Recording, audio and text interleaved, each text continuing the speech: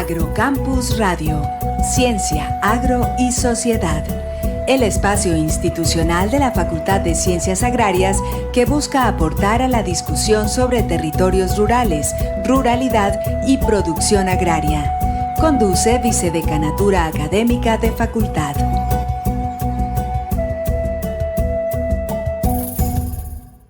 Buenas noches, les damos la bienvenida a su programa Agrocampus en Contexto para continuar conversando sobre el campo en el Plan de Desarrollo 2023 al 2026 propuesto por el gobierno liderado por el presidente Gustavo Petro.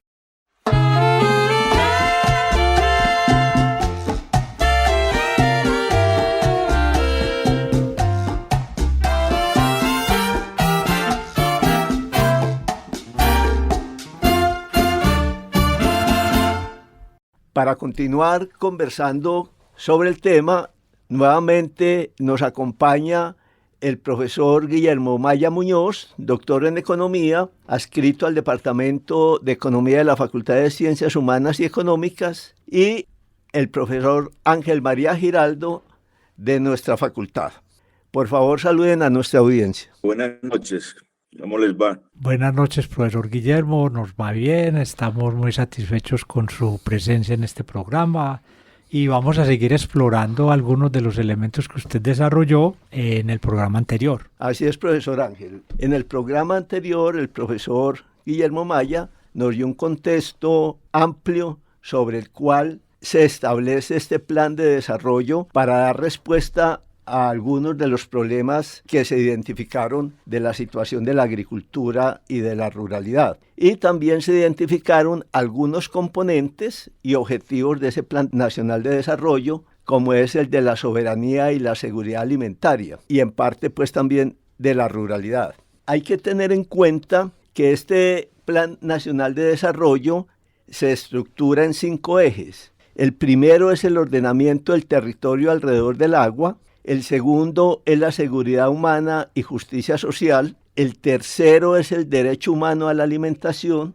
El cuarto es la transformación productiva, internacionalización y acción climática. Y el quinto es la convergencia regional. Es muy importante que estos 5 ejes tienen que estar interconectados. Y ahí lo que es la agricultura y la ruralidad está, digamos, identificado al menos en 3 de estos ejes.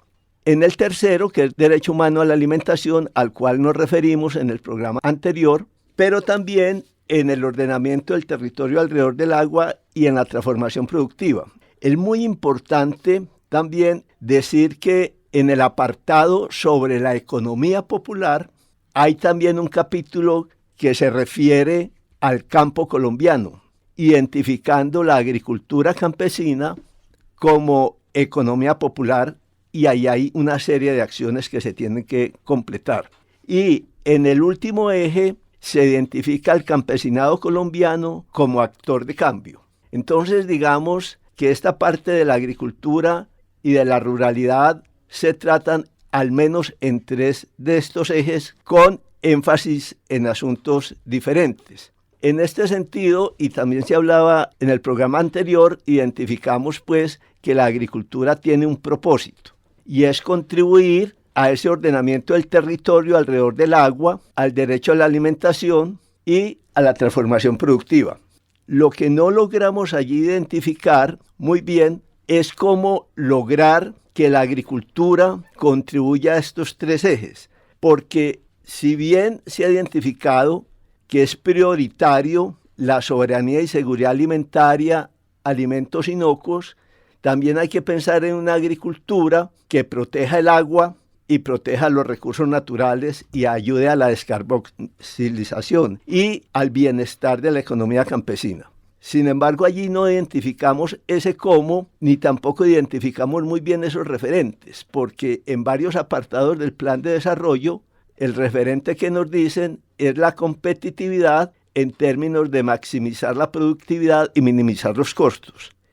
Si esto se da en esta dirección, caemos en una agricultura similar a la que tenemos hoy, porque al minimizar los costos no se van a incluir los costos que se refieren entonces a la protección del agua, a los recursos naturales y a producir sin considerar los impactos ambientales, porque serían externalidades a la producción y de eso no se ocupan estos costos en términos de la competitividad. Les dejo ese planteamiento para que abordemos entonces cómo concibe la agricultura el Plan Nacional de Desarrollo. Profesor Guillermo. El asunto es de que el plan, precisamente en el asunto de la alimentación, digámoslo así, diagnostica que en Colombia hay altos niveles de inseguridad alimentaria y una dependencia significativa de importación de insumos agropecuarios. Bueno, lo otro es que hay un problema también de desnutrición, deficiencia de micronutrientes y obesidad. En el país podría propiciar un futuro incremento sobre la prevalencia de enfermedades no transmisibles y por ende mayores costos de atención en salud. Bueno, el asunto, digamos, de la alimentación pues no es de poca monta, digámoslo así de esa manera. En el desarrollo del capitalismo, el sector agropecuario va disminuyendo la importancia, digamos, porcentual respecto al PIB. Eso es normal, pues, digamos, en Estados Unidos, la agricultura, que es una agricultura gigante, es muy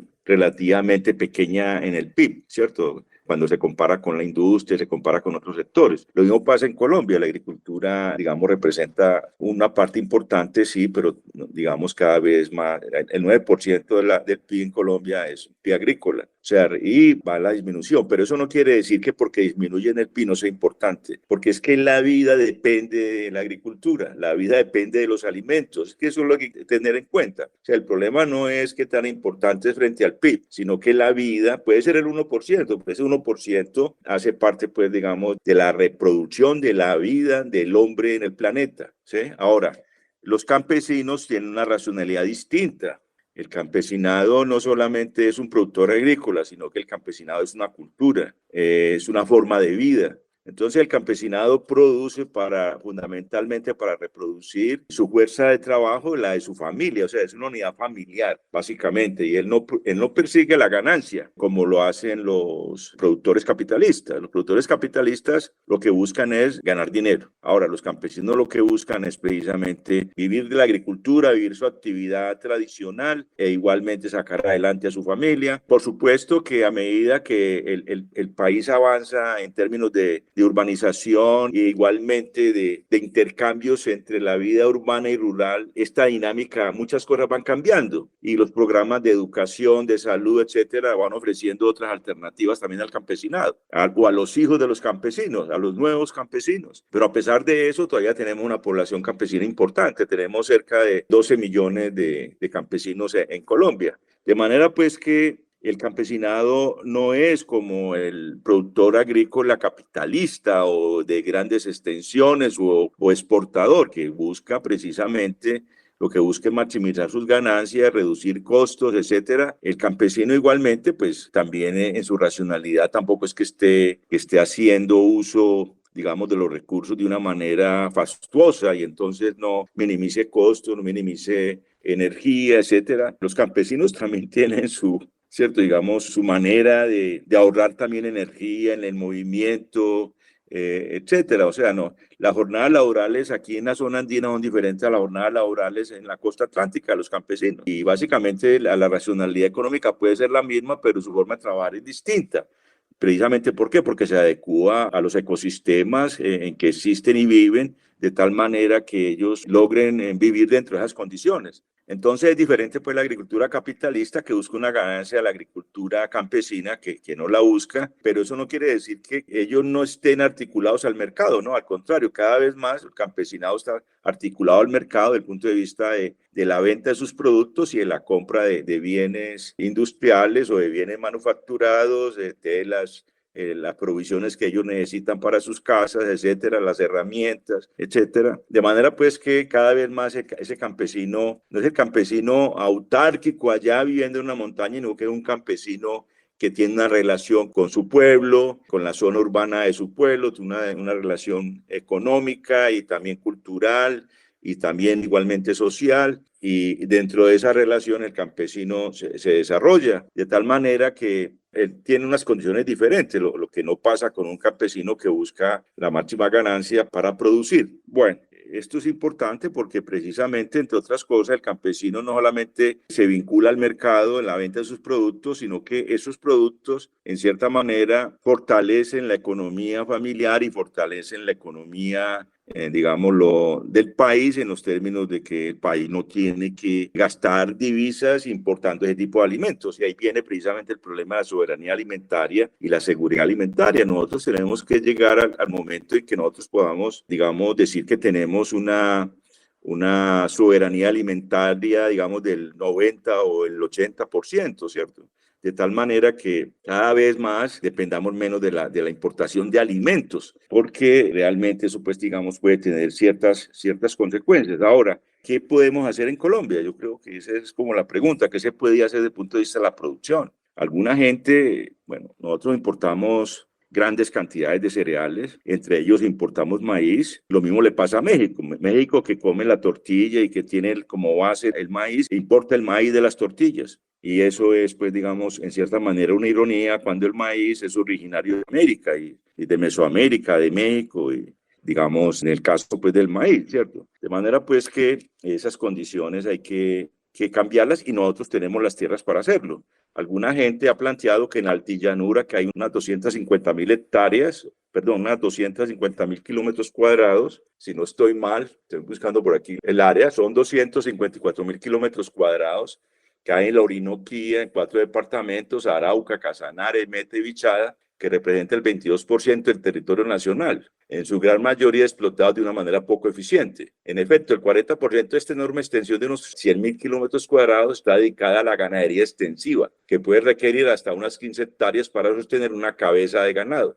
Entonces ahí precisamente lo que se plantea es el desarrollo en la altillanura de grandes explotaciones, por ejemplo, maiceras y de sorgo y de soya, que también se pueden convertir obviamente en grandes exportadores, en ese caso, pero también igualmente en grandes proveedores de cereales para la mesa colombiana, entre otras cosas, porque según me cuentan, pues, la gente que sabe eso, que son digamos, los colegas de ustedes, el maíz tiene una capacidad proteínica mucho mayor que los otros cereales, de manera, pues, que si se desarrolla el maíz y los derivados que del maíz se pueden sacar, como harinas y otras, de manera, pues, que podemos tener ahí una gran sustitución de importaciones. En este momento estamos importando maíz y cereales de unas cantidades enormes. Ahora, los cereales de zonas templadas, como el caso, pues, de zonas templadas, pues, me refiero a las zonas templadas de Europa, Estados Unidos, etcétera, que producen cereales como el trigo, la cebada, etcétera, y nosotros también las importamos. Aquí llegamos a la idea de que aquí en Colombia no se puede producir. Yo creo que ahí es uno de los problemas, que no los podemos producir, digamos, eficientemente y por lo tanto con competencia frente a los precios internacionales que nos están ofreciendo. Yo creo que ahí sería muy importante que la universidad y la gente que sabe dónde se siembran las cosas, dónde pueden sembrar y dónde tienen alto rendimiento por hectárea, si nosotros podemos superar eso o no, o igualmente, ¿cierto? Tal vez desde el punto de vista de un agricultor capitalista no sea muy eficiente producir cereales en Colombia, pero igualmente para un campesino podría serlo. O sea, que a través de la producción campesina, que no busca, digamos, una rentabilidad, sino, digamos, un nivel, garantizar cierto nivel de vida, la producción de cereales, como se hacía antes en el caso de la sabana cundiboyacense, que producía cebada, que producía trigo. Yo no sé ahora hasta dónde se produce o producimos, realmente desconozco las cifras, pero ahí hay, pues, digamos, una gran discusión y una gran, digamos, oportunidad para que la universidad empiece como a plantear estos temas, porque a veces, digamos, estos temas precisamente de la competitividad y la productividad, y entonces la gente que no manejamos las cifras, manejamos, digamos, lo que es la estructura orgánica, el conocimiento orgánico del país, lo que tiene, las capacidades que tiene. A veces, digamos, simplemente somos superficiales en los términos de que llegamos a la conclusión que en Colombia no podemos producir maíz porque el maíz es muy caro, o que no podemos producir cereales porque no podemos competir con la importación de cereales. Entonces eso va a encarecer los alimentos en Colombia con el proteccionismo, que llaman con el proteccionismo agrícola, pero de todas maneras el país primero tiene que mejorar la productividad, como lo dice el plan de desarrollo. Eso es bien importante. El sector agropecuario, para producir más y mejores alimentos. Ahí hay un punto que yo quisiera tratar y es sobre lo que están diciendo de producir más, del conocimiento que se tiene que tener para mejorar la producción y incursionar en otros renglones productivos como los cereales, el trigo, etc. Y textualmente en la introducción, el plan de desarrollo dice: y una transformación productiva sustentada en el conocimiento en armonía con la naturaleza. Porque este incremento de la producción pues tiene costos ambientales, ¿cierto? Todo tiene un costo ambiental. El punto aquí que no hay desarrollo en el plan de desarrollo, no desarrollan este tema, es transformación productiva sustentada en el conocimiento. ¿Cuál conocimiento? ¿Y cómo es esa armonía con la naturaleza? Porque obviamente el conocimiento requerido para esa armonía con la naturaleza tiene que ser diferente al conocimiento que se ha empleado para el aumento de la productividad y para disminuir los costos. Y obviamente, y usted también lo sabe muy bien, profesor Guillermo, hay una diferencial en el conocimiento de los productores capitalistas frente a las economías campesinas en la forma de hacer agricultura. Y esto tiene que ver con algo que usted se refirió mucho en el programa anterior, que fue el programa DRI, cuyo enfoque y bondades no se ponen en cuestionamiento. Hizo unos grandes aportes a los desarrollos rurales en ciertas regiones del país. Sin embargo, la producción allí se desarrolló bajo el mismo enfoque de la agricultura capitalista que fue Revolución Verde, con grandes problemas en la aplicación de pesticidas como en el Carmen de Viboral, que lo dató muy bien el médico Leonardo Betancourt en su estudio en la Facultad de Salud Pública hacia principios de los años 80.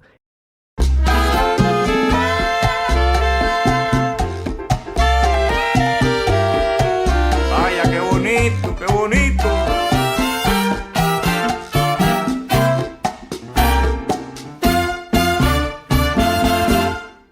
Muy bien, entonces, profesor Guillermo, le quedan ahí dos planteamientos. Uno, sobre el conocimiento que se requiere para poder estar en armonía con la naturaleza y lograr el desarrollo rural. Y el otro, sobre el análisis integral que le propone el profesor Ángel, sobre algunos de los componentes tratados en el plan de desarrollo. Hagamos una transformación productiva en el país basada en el conocimiento. Ahora, el conocimiento, el desarrollo del conocimiento y de las innovaciones y corresponde, digamos, básicamente el desarrollo del conocimiento básico corresponde a la universidad, a los investigadores. De manera pues que ahí necesitamos una fuerte inversión en ciencia y tecnología y que la universidad se articule a esto. ¿Por qué razón? Porque es que cuando usted mira quién controla la producción de alimentos en el mundo, entonces usted se da cuenta que esto es un sector muy controlado por las multinacionales, que no solamente controlan a los agroquímicos, por ejemplo, producen los agroquímicos, producen las semillas, el comercio, van adquiriendo tierras en muchos países, como en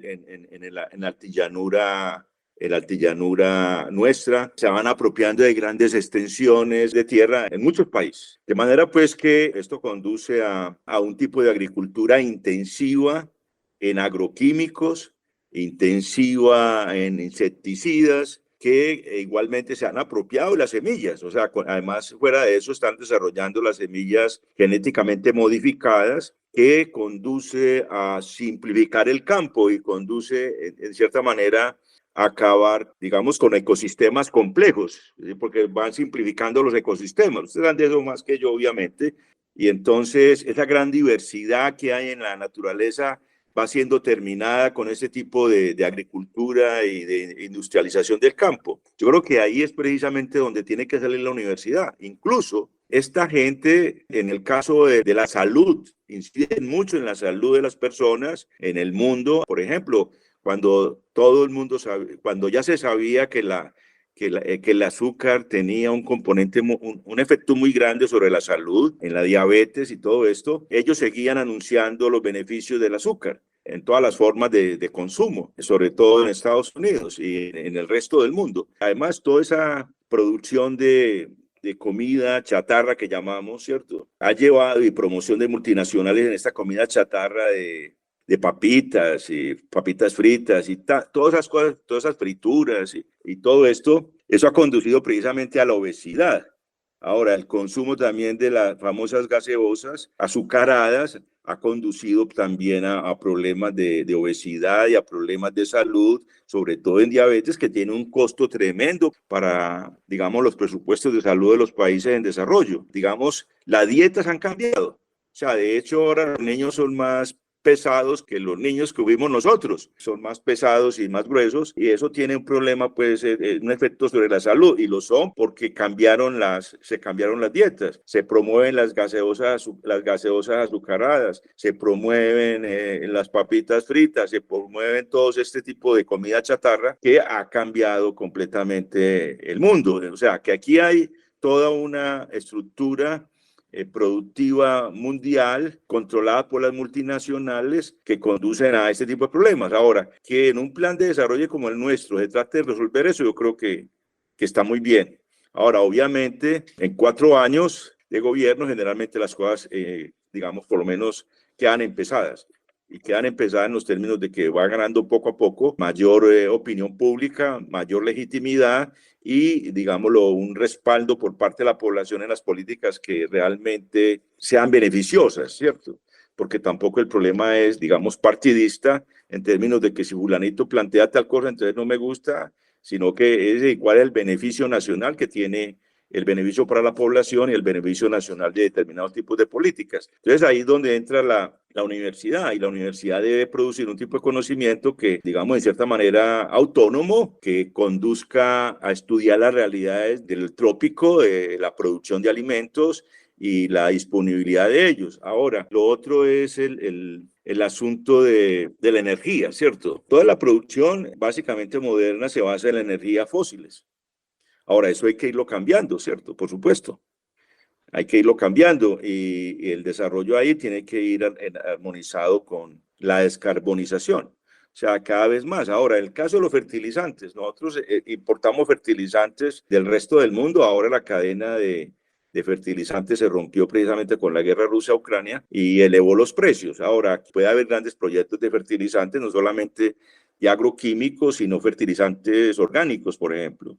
Que haya un programa de fertilizantes orgánicos que desarrolle, digamos, la universidad con propuestas tecnológicas para el campesinado, por ejemplo. No sé hasta dónde el campesinado nuestro genera y produce fertilizantes orgánicos. Habría que ver, ¿cierto?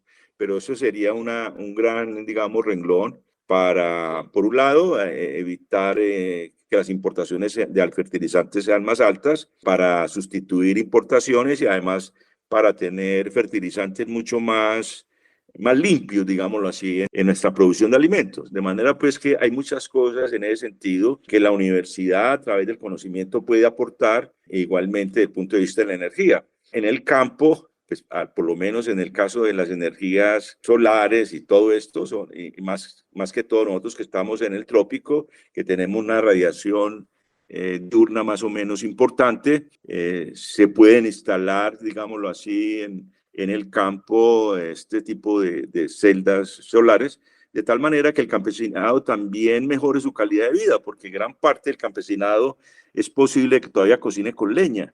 Y el cocinar con leña significa arruinar los pulmones y las enfermedades pulmonares, de manera pues que, sobre todo las mujeres, ¿cierto? Esto tiene un efecto benéfico muy grande, cambiando el origen de la energía, cambiando en el campo y en las ciudades, por supuesto, porque además la energía fósil es costosa, por energías mucho más limpias. Y ahí nos toca pues a las universidades colombianas y latinoamericanas ir pensando precisamente en adoptar e innovar en este sentido, ¿sí? Hay muchas cosas que ya están hechas, pero igualmente hay que adaptarlas a las condiciones colombianas y además financiadas por el gobierno nacional. Por ejemplo, el caso de los paneles solares en el campo, para que los campesinos no tengan que cortar leña además, porque los campesinos cortan leña también para la cocina, ¿cierto? Para hacer sus fogatas en la cocina, sus fogones campesinos, y entonces eso evitaría también el corte de la deforestación, entre otras cosas. Bueno,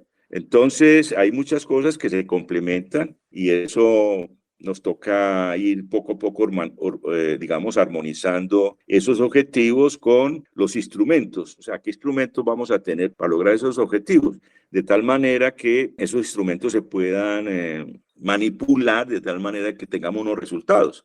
Entonces, los programas, en general, los planes de desarrollo son bien intencionados, pero lo importante es la implementación de los mismos y la capacidad de las comunidades también de, digamos, de estar siendo tomadas en cuenta en el plan de desarrollo, como es en este caso, porque es un plan de desarrollo que se ha hecho consultando a las regiones y a los grupos humanos que en ella han participado. Se dice que han participado cerca de 10.000 personas en esto, exactamente no sé las cifras, pero hubo, pues, digamos, talleres regionales y locales, de tal manera que los objetivos del plan se puedan lograr y sobre todo, pues, digamos, en estos asuntos importantes que afectan las condiciones de vida de los sectores más pobres de la población, como el campesinado lo sigue siendo. Creo que hay que mejorar mucho las condiciones productivas de tal manera que el campesinado mejore sus condiciones de vida, mejorar sus condiciones de precisamente el uso de la energía, que sería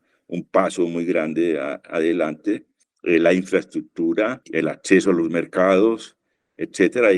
Todavía hay campesinos que les toca sacar, digamos, la producción por trochas, mulas, de tal manera que tengan unas condiciones de vida mucho mejores y eso va en bienestar, pues, de todos los colombianos. O sea, la tarea es grande y apenas, pues, se está planteando, como usted lo ha señalado, en el Plan de Desarrollo Nacional, y esperemos que se vayan concretando entonces estas ideas y nos muestren las estrategias y las metodologías con las cuales se va a implementar. Creo que este programa ha sido muy ilustrador sobre lo que podemos esperar sobre el Plan de Desarrollo Nacional en el campo de la agricultura, la ruralidad y el desarrollo rural. Yo agradezco mucho su participación y la forma amplia en que se refirió a este tema que es crucial en los próximos años para el desarrollo del país, y lo invito a que ya no despidamos de este programa agradeciendo, pues, nuevamente su participación y también al profesor Ángel. Les cedo los micrófonos para que se despidan y si tienen algún breve comentario final, porque ya estamos sobre el tiempo. Bueno, muchas gracias a ustedes por la invitación a la Facultad de Agronomía. Ciencias Agrarias. Que yo estudié. No, de la cual es nuestro orgullo como egresado. Así como egresado. Sí, está bien. Felicitaciones, profesor Guillermo. Yo creo que, digamos, la universidad tiene un papel muy importante. Yo creo que el mensaje final es ese. La universidad tiene que estar al tanto de los asuntos de la sociedad y del campo. En este caso, pues, lo digo por ustedes y por mí mismo, ¿cierto? Por supuesto, tenemos que estar al tanto de lo que está pasando, de las propuestas que hay y de llevarlas también a cabo, porque tenemos una labor muy importante que hacer desde la universidad. Generar conocimiento, generar innovaciones y mejorar la calidad de vida, pues, de la población. Profesor Guillermo, muchísimas gracias por haber aceptado la invitación para este programa. Valió la pena haberle llamado y que usted nos haya atendido tan favorablemente.